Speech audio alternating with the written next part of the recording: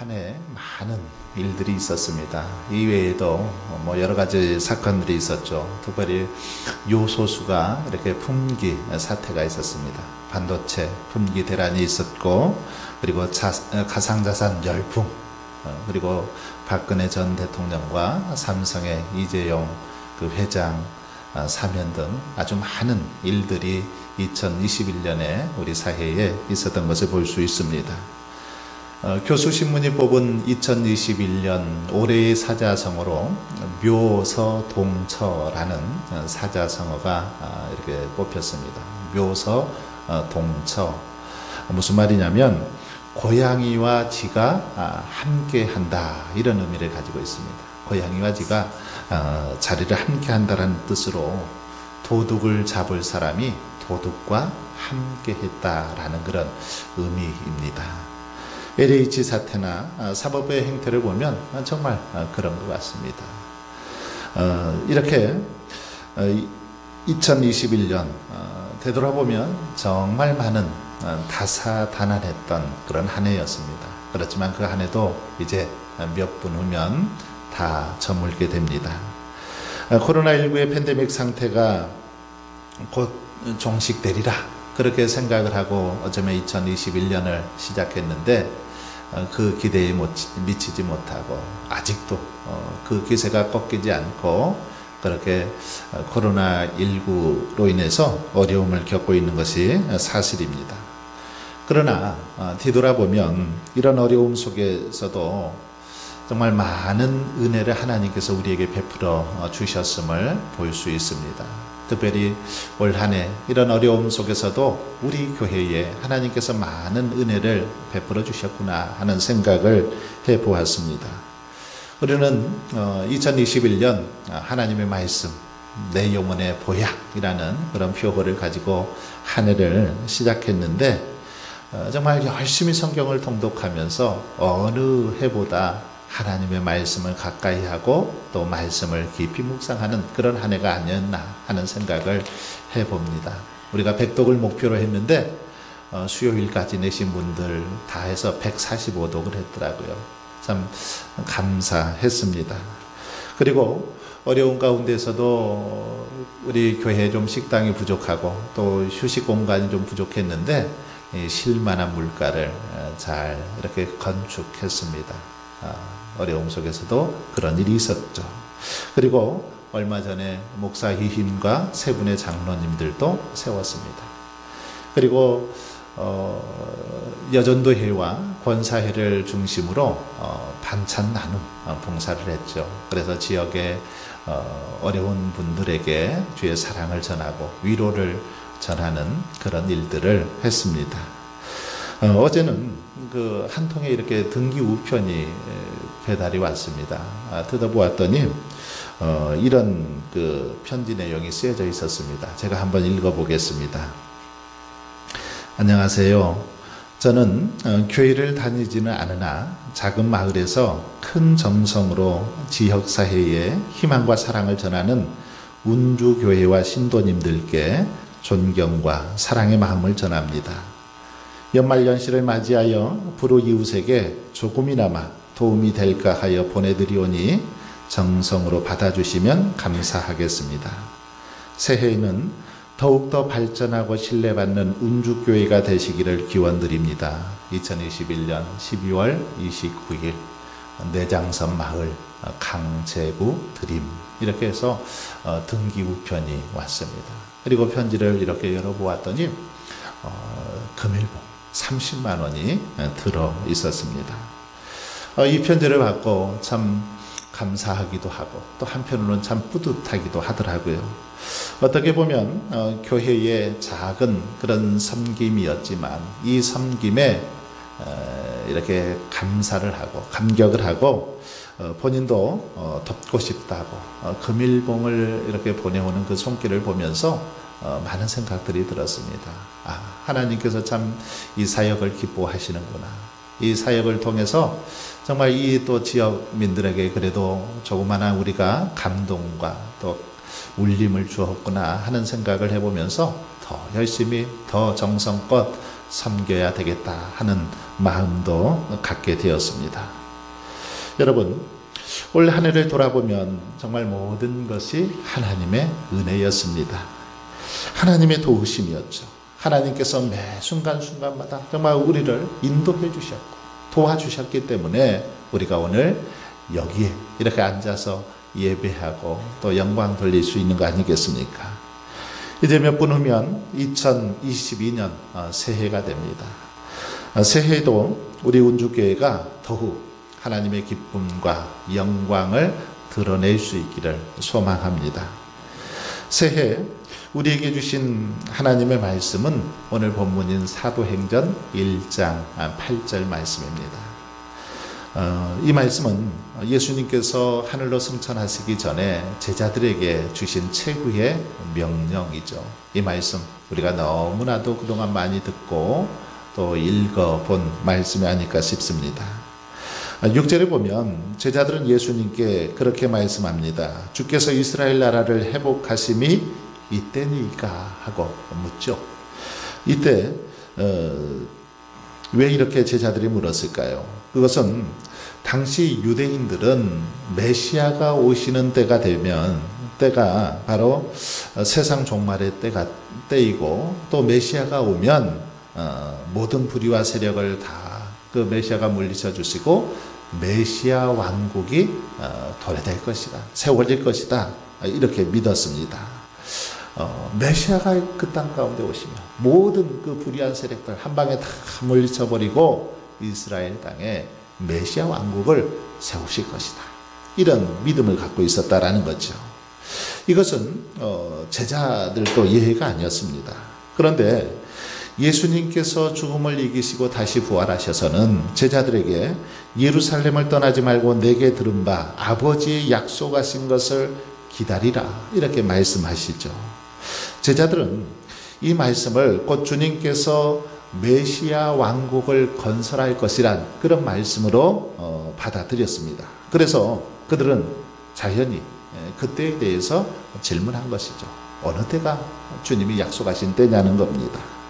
여러분, 그렇다면 주님은 이 질문에 뭐라고 대답하셨습니까? 7절과 8절을 보십시오. 주님은 그들의 질문에 이렇게 말씀하시죠. 때와 시기는 아버지께서 자기의 권한에 두셨으니 너희의 알 바 아니요 오직 성령이 너희에게 임하시면 너희가 권능을 받고 예루살렘과 온 유대와 사마리아와 땅 끝까지 이르러 내 증인이 되리라 하시니라. 이렇게 말씀하셨습니다. 즉 주님은 제자들에게 그들이 지금 관심을 가져야 할 것은 종말의 때가 언제인가 하는 것이 아니라 너희들이 성령을 받고 복음의 증인이 되는 것에 관심을 가져야 할 것을 말씀하고 있습니다.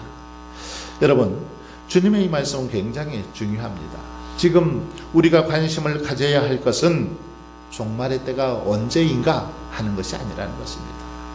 제자들은 지금 종말의 때, 메시아가 임할 때, 메시아의 통치가 임할 때, 그때가 언제인가에 관심을 가졌는데 주님은 그렇게 말씀을 하시지 않습니다.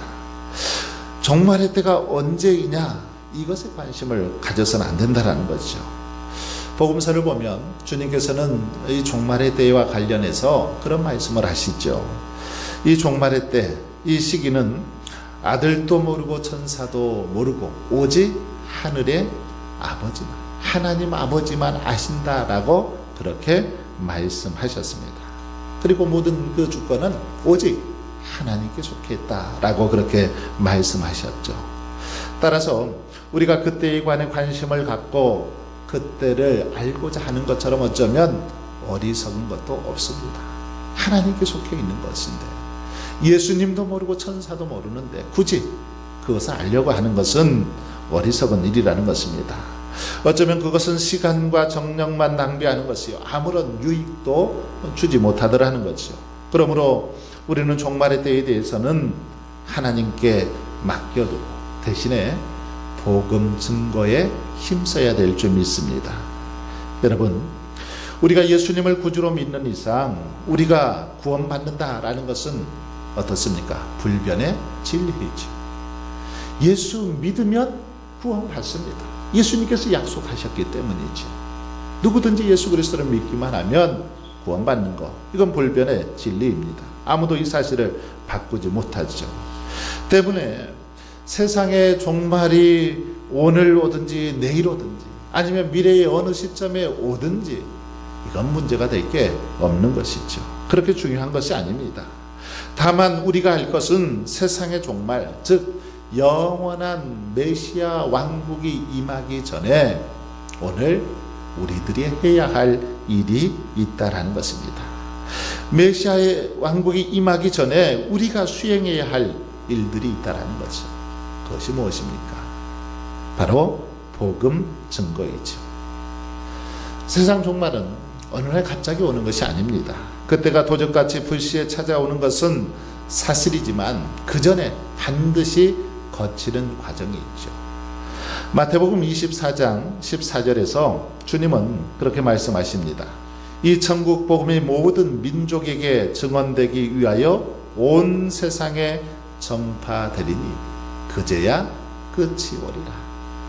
복음이 전파된 다음에, 온 세상에 주의 복음이 전파된 다음에 그 후에 끝이 온다라고 말씀하셨습니다. 그렇습니다. 복음이 온 세상에 전파되어야만 종말이 오고 영원한 메시아 왕국이 도래하게 됩니다. 그러므로 세상 마지막 때를 살아가는 우리들이 힘쓸 것은 무엇일까요? 종말의 때를 알고자 하는 것이 아니라 복음 전파를 하는 것이 우리의 일이라는 것입니다. 그렇기 때문에 주님께서도 종말의 때를 묻는 제자들에게 그에 대한 대답 대신에 복음의 증인이 될 것을 명령하고 있는 것입니다. 종말의 때가 중요한 것이 아니라 너희가 지금 이 순간 담대하게 복음을 증거하는 것, 땅끝까지 복음을 증거하는 것이 중요함을 오늘 말씀을 통해서 가르쳐 주고 있다는 것입니다. 하지만 여러분, 오늘날 많은 사람들은 복음을 증거하는 일보다는 종말의 때에 더 많은 관심을 갖고 있는 것 같습니다. 그러다 보니 실제로 종말을 위한 준비를 하지 못하면서 늘 시한부 종말론 같은 그릇된 종말론에 휘말리게 되는 것을 볼 수 있습니다. 그래서 누군가 그 종말이 언제 온다더라 한마디만 하면 거기에 이렇게 휩싸이죠. 잘못된 어떤 이단들의 사상에 빠지더라는 것입니다. 여러분, 그래서 이렇게 솔깃해서 그 이단들에 빠져서 패가 망신한 경우 많지 않습니까? 집 팔고 땅 팔고 산으로 올라가고 어디 기도원으로 들어가서 인생을 망치는 경우들이 많이 있는 것을 볼 수 있습니다. 여러분, 그러나 그렇게 한다고 하나님께서 그 사람들 무조건 받아주실까요? 땅 팔고 집 팔고 그렇게 어디 기도원이나 산에 들어가면 다 받아주시겠습니까? 그렇게만 하면 종말을 맞이할 준비 다 되는 것입니까? 아닙니다. 그렇지 않지요. 성경 어디에도 종말의 때에 집 팔고 땅 팔아서 산으로 들어가라, 기도원으로 들어가라, 이런 말씀 없습니다. 그러나 그럼에도 불구하고 오늘날 많은 성도들이 그와 같이 어리석게 행동하는 경우들이 많더라는 것입니다. 종말론에 심취해서 종말론을 이렇게 잘못 오해하고 판단해서 잘못된 신앙에 빠져드는 경우들이 많이 있더라는 거죠. 왜 그렇습니까? 그것은 바로 그들이 종말의 시기에만 관심이 있고 그 종말을 맞이하기 위해서 과연 어떤 일을 해야 하는지, 그 종말을 맞이하기 위해서 무엇을 해야 하는지는 관심도 없고 전혀 알지도 못하기 때문이죠. 여러분, 그렇다면 종말의 때에 우리는 어떻게 살아야 할까요? 무엇을 해야 할까요? 주님은 오늘 본문을 통해서 우리에게 분명하게 가르쳐 주고 있습니다. 오늘 본문을 통해서 종말의 때에 우리 성도들이 해야 할 일, 그것이 무엇인지를 말씀하고 있죠. 8절 말씀입니다. 제가 다시 한번 읽어보겠습니다. 오직 성령이 너희에게 임하시면 너희가 권능을 받고 예루살렘과 온 유대와 사마리아와 땅끝까지 이르러 내 증인이 되리라 하시니라. 어떻게 하라고 하십니까? 주님은 뭐라고 하십니까? 건강하게 잘 지내라. 사이좋게 싸우지 말고 잘 지내라. 잘 먹고 잘 살아라. 뭐 이런 말씀 하셨습니까? 박해를 조심해라 이런 말씀 하셨습니까? 아니면 집 팔고 땅 팔아서 다 바치고 산으로 올라가라 이렇게 말씀했습니까? 이런 말씀 하시지 않았습니다. 여러분, 그러면 뭐라고 말씀하고 있습니까? 본문에 보면 성령의 권능을 받고 땅끝까지 내 증인이 되어라. 땅끝까지 이르러서 내 증인이 되어라. 이 말씀을 강조하고 있는 것을 볼 수 있습니다. 그렇습니다. 주님은 종말의 시기나 때는 하나님께서 자기의 권한에 두셨으니 우리들은 알 바 아니요 주님의 복음을 전하기 위해서 최선을 다할 것을 오늘 말씀을 통해서 가르쳐 주고 있습니다. 종말의 시기에 대해서 신경 쓰며 조바심 내지 말고 이제나 저제나 주님 오실지 그런데 신경 쓰지 말고 담대히 복음을 증거하라고 말씀하고 있는 걸 볼 수 있습니다. 바로 이것이 마지막 때에 할 수 있는 최선의 일이라는 거죠. 우리가 복음의 증인으로 살아가는 한 그 어느 때에 종말이 온다 할지라도 우리는 아무런 문제 없이 주님의 품에 안길 수 있기 때문이죠. 우리가 아무런 문제 없이 주님의 품에 안겨서 살아갈 수 있기 때문에 마지막 때에 정말 최선만 다해서 그렇게 주님의 명령을 지킨다라면 문제가 없다라는 것입니다. 흰 옷을 입고 산에 올라가 있지 않아도 주님의 아름다운 신부로 인정돼서 영광스러운 혼인잔치에 참여할 수 있다는 거죠. 종말의 때 하나님께서 명하신 대로만 살면 상관이 없다라는 것입니다. 여러분, 그러므로 저와 여러분은 예수님의 지상 최후의 명령을 따라서 마지막 때에 더 성실하고 열정적인 복음 증거자로 살아갈 수 있기를 바랍니다.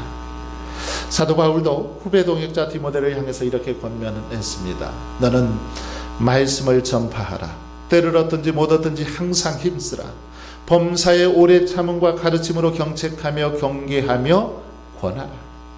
때를 얻든지 못 얻든지 항상 힘쓰라. 이것이 사도 바울이 우리에게 권하고 있는 말씀입니다. 복음 전파를 위해서 오래 참고 가르치고 때로는 책망도 하고 경계하며 권하라. 이렇게 우리에게 명하고 있는 것을 볼 수 있습니다. 여러분, 그래서 새해 표어는 오늘 말씀의 제목처럼 그렇게 정했습니다. 전하고 기도해 내가 증인 되리라. 2022년 표호입니다. 코로나19로 침체되어지고 무너진 한국교회를 생각하면서 믿다가 낙심한 영혼들을 생각하면서 다시금 한국교회가 회복되어지고 낙심한 영혼들이 일어나기를 바라면서 이 말씀을 이렇게 가지고 새해표를 이렇게 정해보았습니다. 여러분, 사상 초유의 코로나19로 무너진 이 나라와 경제, 또 정치, 외교, 문화 무엇으로 회복할 수 있을까요? 누가 다시금 일으켜 세울 수 있겠습니까? 저는 오직 복음밖에 없다고 믿습니다. 복음으로 충만할 때 정말 이 나라가 다시금 새롭게 회복되리라 믿습니다. 하나님께서 긍휼을 베풀어 주시고 도와주셔야만 가능한 것이지, 하나님이 도와주시지 않으면 여러분 우리가 아무리 노력하고 수고한들 되지 않습니다. 하나님께서 역사하셔야만, 하나님께서 이 나라에게 복을 주셔야만 온전히 회복되어지고 아름다운 열매를 맺게 될 줄 믿습니다. 그러므로 우리가 할 수 있는 최선은 담대히 복음을 전하면서 지쳐 쓰러져서 낭망하고 있는 자들이 하나님을 믿고 하나님의 자녀로 거듭날 수 있도록 그들을 하나님께로 그렇게 인도하는 일입니다. 그들이 복음을 접할 수 있도록 증거하는 일, 이것이 오늘 우리가 할 수 있는 최고의 일이라는 거죠. 그래서 저는 새해 이제 표호를 이루기 위해서 3가지 실천 사항도 정해보았습니다. 하루 한 번 기도하고, 한 주 한 번 증거하여, 한 영혼씩 전도하자. 3가지 실천 사항입니다. 그렇습니다. 전하고 또 기도하면서 우리가 하나님의 증인되기 위해서 해야 될 첫 번째 실천 사항은 하루 한 번 기도하는 것입니다. 새해는 여러분, 저와 여러분이 한 영혼을 놓고 하루 한 번 기도할 수 있기를 바랍니다. 전도는 어떤 내 힘과 내 의지만으로 할 수 없습니다. 하나님께서 도와주셔야 하고 성령의 권능을 받아야 합니다. 내가 하면 어렵습니다. 그러나 하나님께서 도와주시고 성령 충만하면 쉽고 편하게 전도할 수 있는 것을 볼 수 있습니다. 그런데 이렇게 하나님의 도우심을 받고 성령의 권능을 받기 위해서는 반드시 해야 할 것이 있죠. 무엇입니까? 기도입니다. 기도할 때 하나님께서 도와주시고 기도할 때 성령의 능력을 우리에게 베풀어 주시기 때문이지요. 여러분, 기도는 전능하신 하나님을 내 편으로 만드는 최고의 방법이죠. 최고의 방법, 기도입니다. 기도할 때 성령의 권능을 우리가 받을 수 있더라는 거죠. 그렇게 여러분 무엇보다도 기도하며 한 해를 살아갈 수 있기를 바랍니다. 우리가 증인된 삶을 살기를 원한다면 반드시 기도의 삶을 살아야 합니다. 하루 한 번 전도를 위해서, 한 영혼의 구원을 위해서 그 사람을 생각하고 그 이름을 불러가면서 열심히 기도할 수 있기를 바랍니다. 기도하지 않고 내 힘과 능력으로만 하다 보면 여러분 지쳐 쓰러질 수밖에 없습니다. 그러나 우리가 기도하며 나아갈 때 우리 하나님께서는 지혜를 주시고 능력을 주셔서 정말 담대하게 복음 증거하게 될 줄 믿습니다. 우리가 기도할 때 하나님께서는 우리의 입술에 할 말을 생각나게 하여 주시고 놀라운 방법으로 역사하사 한 영혼을 주께로 인도하기에 부족함 없도록 도우실 줄 믿습니다. 두 번째로 한 주 한 번 증거해야 합니다. 여러분, 우리가 전도를 위해서 또는 믿지 않는 가족들과 자녀들을 위해서 비교적 기도는 잘하는 것 같습니다. 비교적 기도는 잘합니다. 그런데 기도만 하고 진지하게 그들에게 복음을 전하지는 잘 않습니다. 기도는 하는데 진지하게 그들에게 복음 전하는 것은 잘 하지 않습니다. 전도해야 되는데 생각만 하지 시간을 내어서 진솔하게 그에게 정말 열정적으로 그렇게 복음을 증거하지 않더라는 거죠.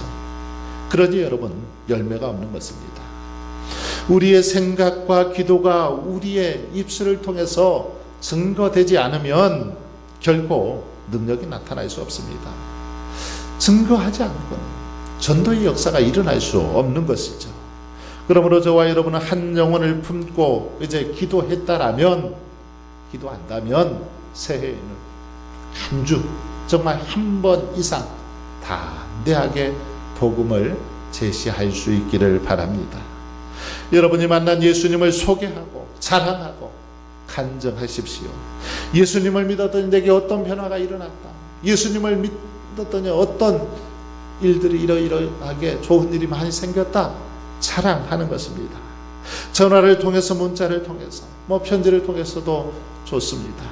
직접 만나서 식사를 대접하면서도 전하는 것 괜찮습니다.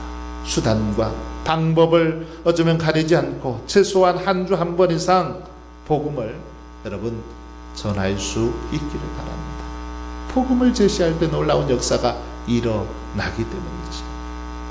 여러분, 이 일은 다른 사람에게 떠넘겨서도 안 됩니다. 이건 목사님만 하는 일이야. 이건 장로님들이나 권사님들만 하는 일이야. 그렇게 생각하고 그분들에게 이것을 맡겨서도 되는 게 아닙니다. 여러분, 이 귀한 사명은 하나님께서, 우리 주님께서 바로 내게, 여러분에게, 우리에게 주신 가장 고귀한 사명이기 때문입니다.